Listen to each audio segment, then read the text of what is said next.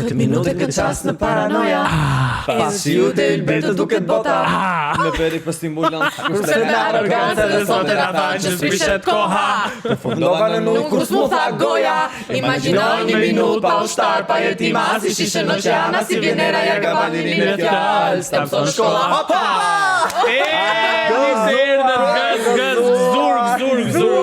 Gëzur gjithë Publiku në sallë. Po që ka vërtet kësë që ka ujë? E nisëm me shkodrën elektronike sepse jemi në ditët e Eurovisionit apo jo njerëz? Po, jemi shumë të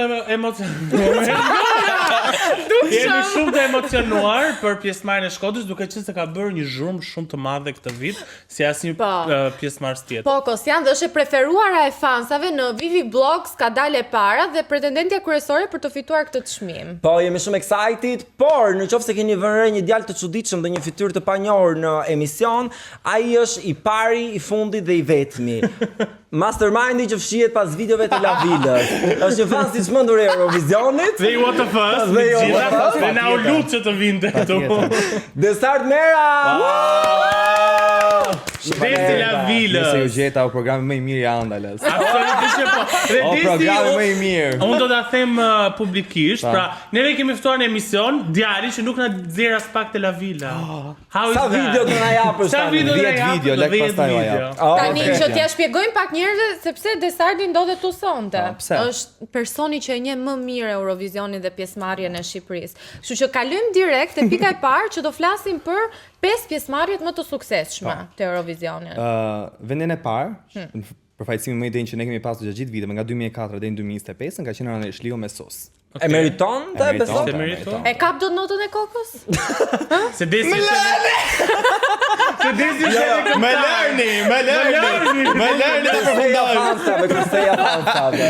Ka vendin e 5. Pastaj vendi i dytë është Anjeza Shahini, që është pak turp. 2004, po vendi i dytë 2004, është pjesëmarrja e parë është vendi i dytë më i suksesshëm nga gjithë që kemi çuar se super. Po super për Anjezën. Se ti prisje që të godisnim që me të parën? Lëvizje me vitet, modernizimi e gjitha, mund të kishim zënë edhe më të mirë. Ai po thotë që e para është renditur më lart nga gjitha këto të kemi qenë 2004 që marrim pjesë zëmë dhe nuk kemi kap zëm Anjeza Shahini që ka kap vendin e 7.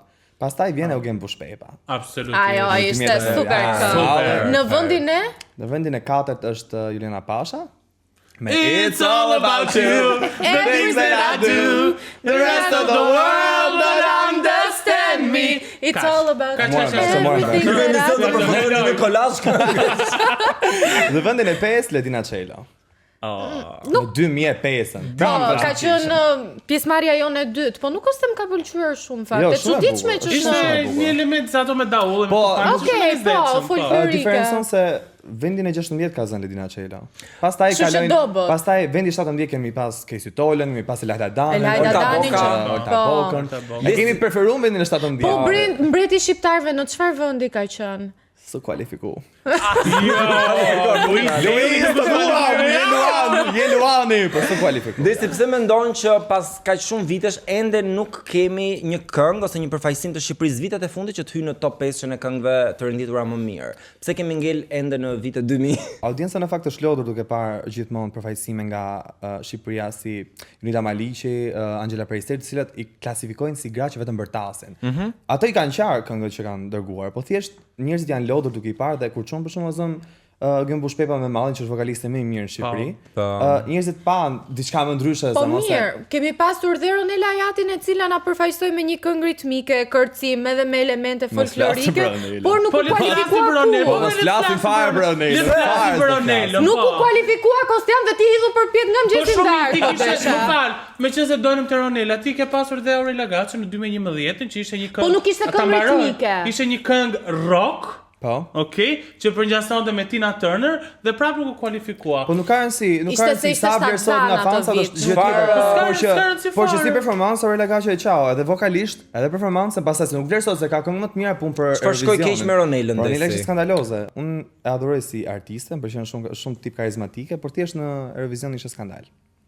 Që nga veshja, që nga, do të thënë po të kishte mbajtur atë lloj vibe-i, të errët, Që kishte në festival? që kishte në festival, mund të kishte e zëm kaluar. Ronela ka diçka, stonon shumë live, edhe pse performanca kishte investuar goxha në performancë, pra kishte marr Claudia Pepën, balerinët italian, stonojnë në zë. Zëri është element shumë i Dalin te rëndësishëm. pjesat që thjesht ne nuk duhet të çojmë këngëtare klabesh në Eurovision. E ofendoj me këta. Nuk duhen çuar, jo. Një këngëtare klabesh si punar, jo, është Çfarë rregulli? Ku jash ky rregull? Kështu e perceptoj unë, nuk ka kush që duhen çuar, është me ligj që nuk duhen çuar, kështu e perceptoj unë. Një këngëtare i cila është vetëm për klubet, për entertainment, nuk është për Eurovision. Vokalisht, një sekond, po Spanja është automatikisht në finale, nuk më intereson fare. Okej, po të marr rastin e Kipros me Eleni Furerën, e cila është një këngëtare buzuqe, shkëndon në buzuqe greke. Po që e mbrojti me një super performancë. Bëri performancë të denj, pra aty po thot ai, jo, se thot nuk duhet të çojmë këngëtar klabesh, pra vetëm këngëtarët e klubeve mund të shkojnë. Këngëtarë klabesh që nuk kanë vokal, nuk kanë vokaliste. Eleni Furera e mbrojti këngën, e mbajti performancën e gjitha. Ronela skandalizoi komplet. Unë të jap të drejtë e faktit që thua që të kishte marrë performancën që bëri në festival, do ishte shumë herë më mirë. Ai është dhe mendimi im, po ta thuash skandaloze kur dhe ajo ka bërë një bujë shumë të madhe. Pati edhe shumë sukses dhe u ftuar në disa koncerte. Bravo i shoh. Ka qenë sepse siç unë mendoj që o do Ronela që të dalë të dilte sa më mirë ose donte njëri vet ajo. Gjithë artistët të duan në Kristian. Ndërkohë Ronela pati edhe një problem shumë të madh që të dalim pak dhe te problematikat që ne kemi hasur përgjatë Eurovisionit. Ronela u sulmua shumë për shkak të performancës dhe veshjes dhe u konsiderua si seksiste. Gjë që ishte komplet pa vend, sepse unë të kujtoj ty performancën e Polonis në 2011 në diçka e tillë kur vajzat ishin me atë dy begun dhe ke 2014 ato goca që bën po 2014 fal po ishte Polanda apo Polonia. Ka pas disa momente. Pra ka pas disa momente, ka qenë Finlanda në 2023 në 2024 që ai ka dalë nudo.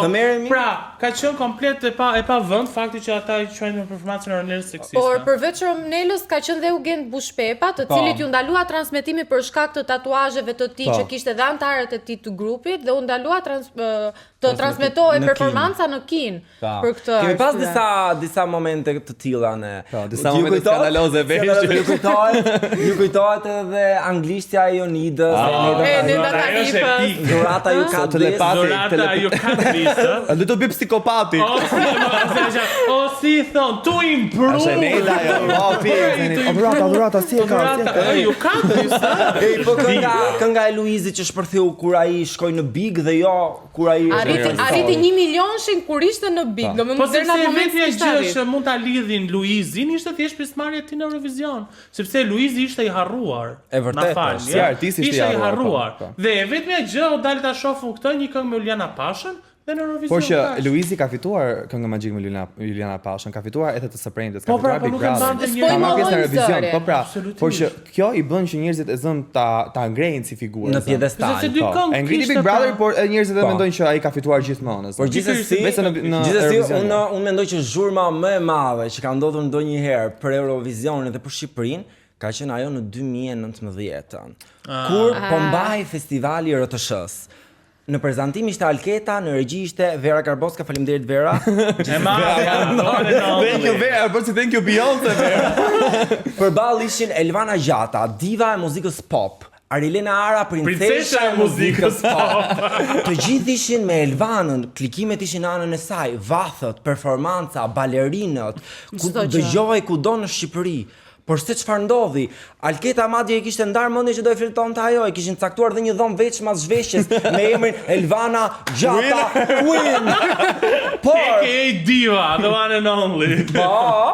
Por se çfarë ndodhi në mes prapaskenave dhe fitoi Arilena Ara. U bë aq buje madhe saqë edhe në një fshat Wuhan. Qytet, a ka thunë në Kinë, qatë jetë ma, me a që të rëndit bota, sa që a i laborator, gjamat u thyen, u përhap virusi, korona 2020. Deshti zoti. Arlena Ara nuk performoi. Dhe Elvana Gjata fitoi karmën e Pas saj. ka pasur karma të fortë Elvana. deshti zoti mos shkonte Arlena në para me Po, për këtë atë vit nuk e ka kaq të fort karmën Elvana, sepse këtë vit Shkodra Shkodra po elektronike bën, po po, Po shkojnë ishte me merit, prandaj ndodhi e zënë dhe Covidi nga zoti erdhi. Që të mos shkonte Arlena dhe të shkonte Po, Elvana. do të që doli lajme që ishte përhapur një virus i ri në Kinë. Pasi vjen Shkodra elektronike, ju lutem RDSH-a jepni festivalin Elvanës një herë. Ndryshe në Ama sa ushuaj. dhun viruset. Tani si ju duk se kanë dalë performancat e rehearsals të provave gjenerale të Eurovisionit dhe ka dalë pak a shumë dhe performanca që do jetë në netët zyrtare, Në, netët po, live në të finale, në Eurovisionit. finale. Si tu duk?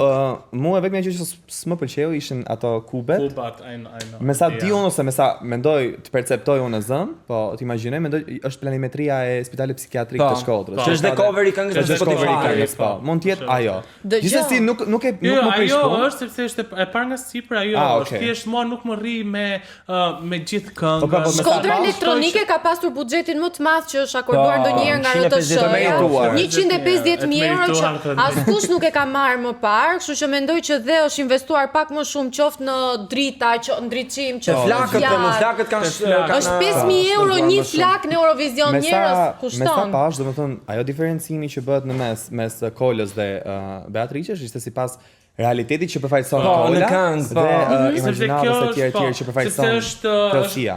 Më ka qenë shumë e pikpyetje edhe videoklipi. Pra Kola përfaqëson atë realitetin e hidhur. shqiptar të hidhur, Po. ndërsa Beatriça nga ana tjetër ka atë si një shtoj zovaj që vazhdon ideale. kërcej, bën është e lirë. Kur ajo Gëzuar për atje- liritën. Gëzuar. Ua, vali ta mbushi. Gëzuar. Vazhdon. Shiko, mua ajo që nuk më pëlqeu ishte grafika në background, në LED wall, më pëlqeu ndarja kuqe dhe bardezi.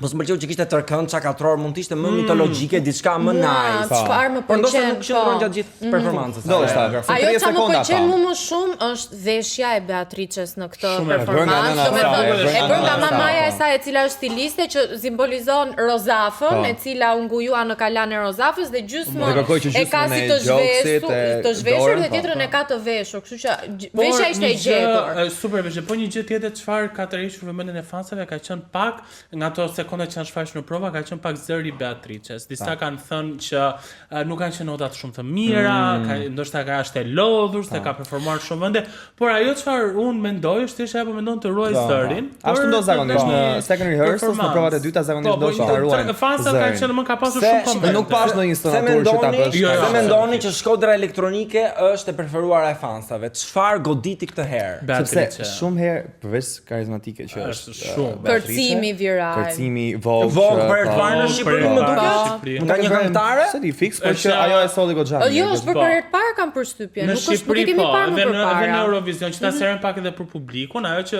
Beatrice bën testi.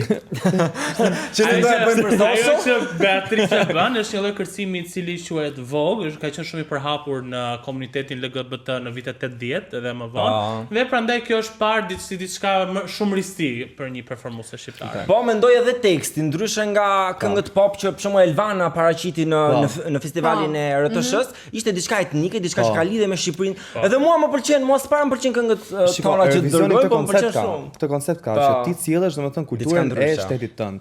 Pas pak, duhet të ndiqni se s'bën intervistën time në Andale Pikal. Dhe diku këtu poshtë subscribe, diku. Nuk e di fix ku, po diku këtu, domethënë thjesht type. Me që jemi këtu tek Eurovisioni, unë do marr pak telefonin dhe do tentoj të telefonoj Shkodrën elektronike Okej. me shpresën që do na përgjigjen. Faleminderit regjia. Faleminderit. Atëherë jam këtu me menaxherin e Shkodrës elektronike. Përshëndetje. Përshëndetje. Si po shkon, si po duket pjesëmarrja e Shkodrës elektronike në Eurovision? Provat si kanë shkuar çdo gjë? Më së miri,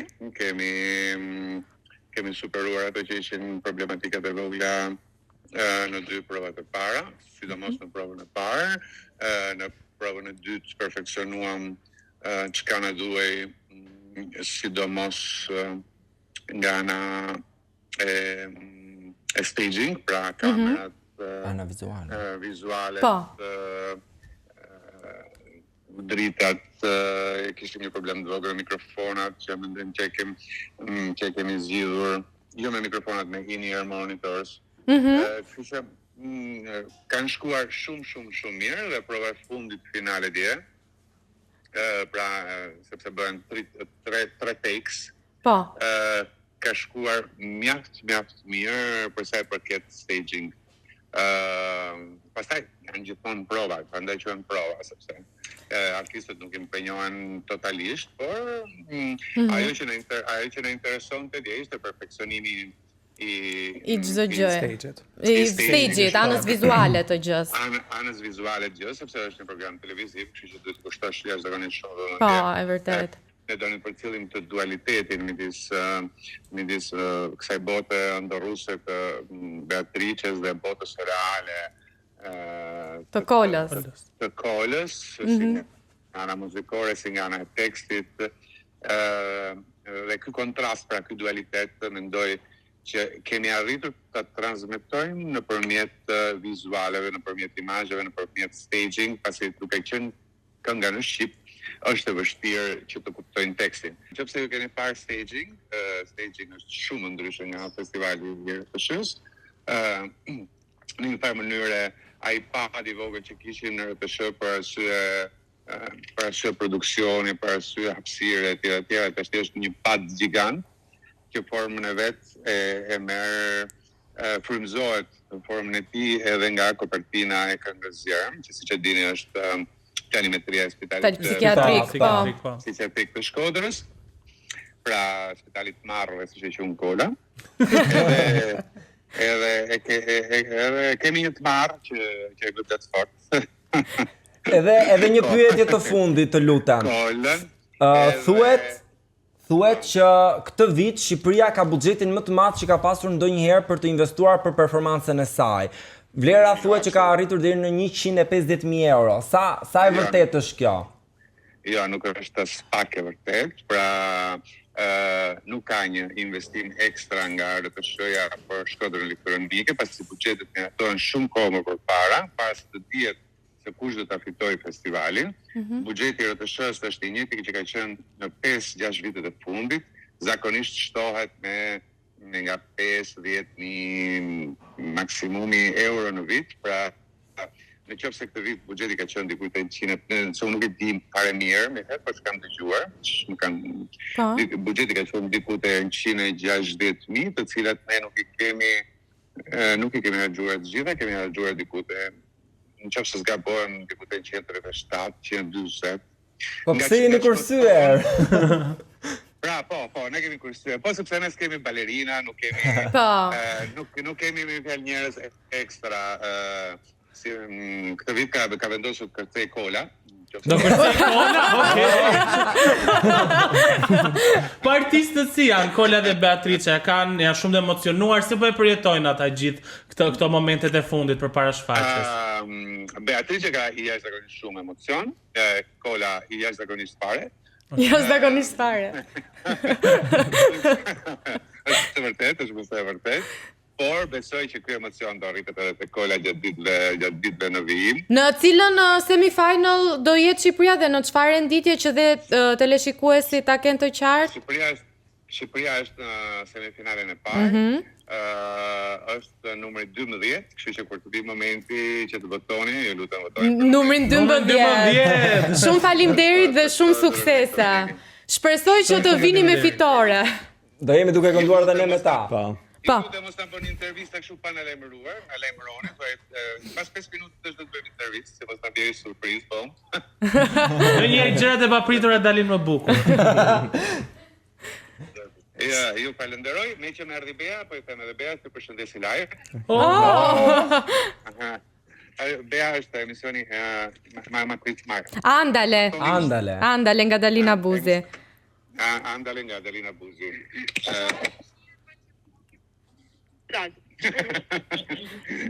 Jo, nuk dëgjohet. Si jeni? Përshëndetje Beatrice. Mirë, ti si je, ke emocione? Po, shumë emocione s'kena. Të urojmë shumë suksese dhe shkëlqe ashtu si çdo ti. Faleminderit shumë. Vazhdo të shndrisësh. Edhe ju Tash të vazhdo bosh. vazhdo të mbaroj shokoladën. Shumë Faleminderit. Ishte kënaqësi që folëm bash. Kënaqësi. Ishte fantastike. Ishte Fantastike. Shqyqy që na hapën telefonin. Po kush do ma hapte mua telefonin në fato?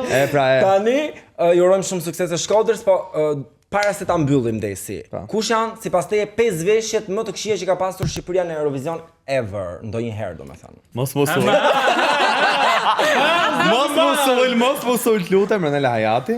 Nuk do të cilësoj si të parë, do e bëj kështu si random order në një order që Çfarë nuk shkoi te veshja Ronelës? Ça shkojnë? Ça shkojnë pyet, ta mendoj ça shkojnë në gjatë. Tjetër? Hersi i 2014-s. Si ma të muja, Shqiptare, po. po Hersi ma muja që Fare. nuk e di kush e njeh, po zona. E një mëna vetë, kjo nga rëndësi. Rëndani Shliu. Pse? Po, ja, Se ja edhe unë tani vetë të mendoj. është përfaqësia më i mirë, vokalisht e tjerë që na ka zënë vendim e 5, por që vizualisht. Ai gërsheti kështu si alien Ja që vinte rreth raska, po, me raskat e saj. Që s'bën sens me ne, Rasta, okay. Rasta, po. Nëse ndoshta jam idiot unë Tjetër? s'kam bër, ku diun. Etj. Louis Dale. Ama mos uli lutem, mos Po uli. pse e konsideron si të keqësi ishte një veshje tani normale. në 2006 kur ka shku. Nuk ka pas më nga ato kostume. Ja, s'ka. Për 2006 është shumë okay, Ne, ishte me shkëlqim, shumë interesant. 2006 është okay, Luizi, ke qenë super mirë. Ju lutem, mos më masakroni. Jaketa e Luizit në atë kohë ka qenë 8XL, domethënë, dhe unë dhe dy si unë futeshim brenda. Ai ka prir trendin mreti. Beki qasere. Luizi në Eurovision duket që e kishte marrë veshjen në borxh. Po këto i dinë, hajde ti majm llampën aty. Po ku dinë ne? Kujdesi se ka qenë ndëndri Jozefinës atëherë ai, po mos u merr me ato punë. Desi, ku do jetë renditja? Jo. Ku do jetë renditja Shkodrës elektronike? Bëj një parashikim. Okej. Unë mendoj që top 5 nuk e shoh të shkojë, sepse janë disa është Eurovision është shumë politik, është më vërtet shumë politik. Edhe shoh disa shtete të tjera që janë pak më të prirura drejt top 5-sh, po mendoj që te veni 7, veni 8. Desi, shumë faleminderit që ishe në What the Fuck këtë episod. Kështu që për ty Desi. Gëzuar, faleminderit që më ftuat. Ndërkohë, tani Zoti.